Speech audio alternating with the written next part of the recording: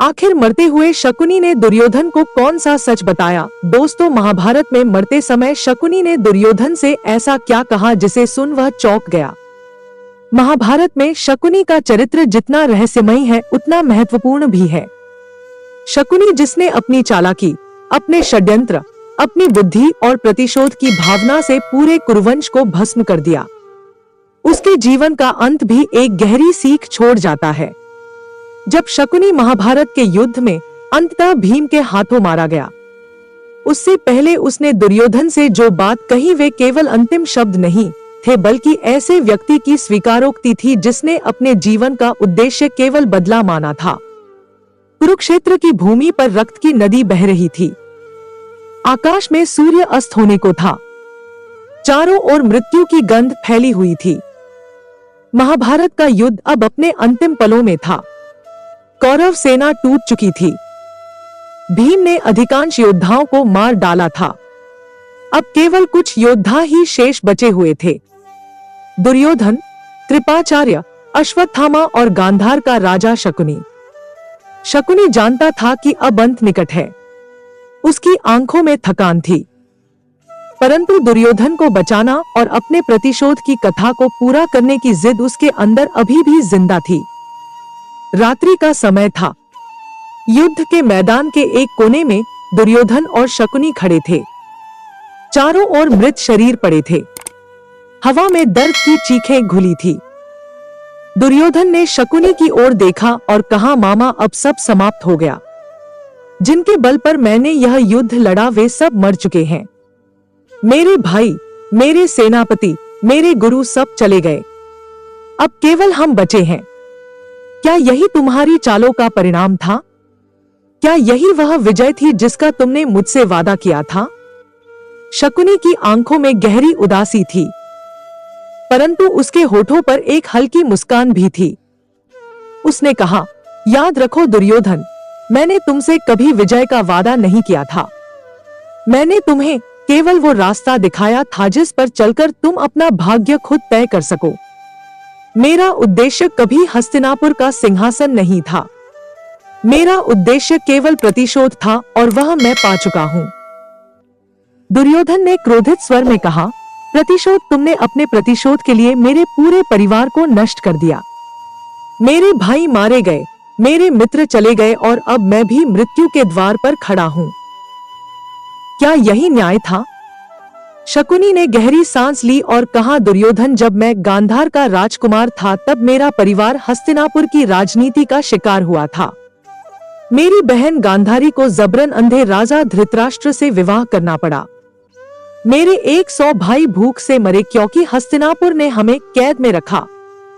तब मैंने प्रतिज्ञा की थी कि मैं इस वंश को उसी पीड़ा का स्वाद चखाऊंगा जो हमने झेली थी। तुम मेरे मोहरे थे, मेरे शिष्य नहीं। तुमने वह किया जो मैं चाहता था, और अब जब यह वंश समाप्त हो रहा है, मेरा प्रतिशोध पूर्ण हुआ है। मैं मरूंगा पर संतोष के साथ। दुर्योधन की आंखों से आंसू निकल पड़े। उसने कहा, मामा, अगर तुम यह सब पहले कहते तो मैं कभी इस युद्ध में नहीं उतरता। मैं पांडवों से द्वेष रखता था, पर मैं अपने कुल के नाश की कामना नहीं करता था। शकुनी ने धीरे से कहा, दुर्योधन, तुमने स्वयं उस द्वेष को सींचा जो मैंने तुम्हारे भीतर बोया था। तुमने ही अपने क्रोध को अपना गुरु बना लिया। मैंने तो केवल तुम्हारे मन के उस अंधेरे को दिशा दी। तुम राजा थे पर तुमने कभी धर्म का अर्थ नहीं समझा। जब तुमने द्रौपदी के चीरहरण का आदेश दिया तब से ही विनाश का आरंभ हो गया था। मैं तुम्हारे कानों में बस फूंक मारता रहा, पर निर्णय हमेशा तुम्हारे थे। अब तुम मुझ पर दोष लगा सकते हो, पर सत्य यह है कि तुम्हारे कर्मों ने तुम्हें यहाँ लाकर खड़ा किया है।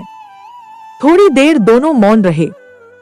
फिर शकुनी ने धीरे से कहा, दुर्योधन, जब मैं मर जाऊं तो मेरे शरीर को आग मत देना। उसे इसी रणभूमि पर छोड़ देना। यही भूमि मेरी साक्षी है, यही मेरी तपोभूमि है। मैंने यहाँ अपने जीवन का उद्देश्य पूरा किया। और याद रखना, इतिहास हमें खलनायक कहेगा, पर असल में हम वही करते रहे जो नियति चाहती थी। दुर्योधन ने थके हुए स्वर में कहा, क्या नियति इतनी निर्दयी होती है मामा? शकुनी ने कहा, हाँ दुर्योधन, नियति से कोई नहीं बचता। कृष्ण भी नहीं, मैं भी नहीं, और तुम भी नहीं। हर व्यक्ति इस खेल का एक मोहरा है।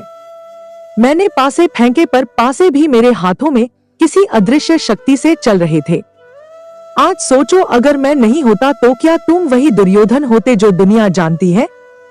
नहीं, मैं वो छाया था जो तुम्हारे भीतर के अहंकार को जीवित रखती थी। और अब जब वह अहंकार मरा है, मैं भी मरने जा रहा हूं। यही इस कथा का अंत है।